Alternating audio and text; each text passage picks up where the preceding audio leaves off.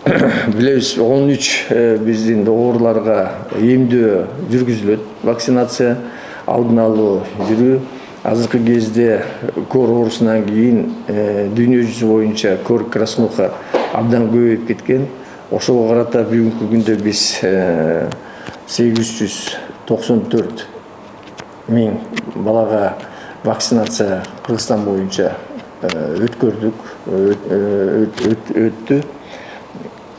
И бүгүнкү күнгө 12 миң бала кор менен катталды. Жыл башынан бери катталды.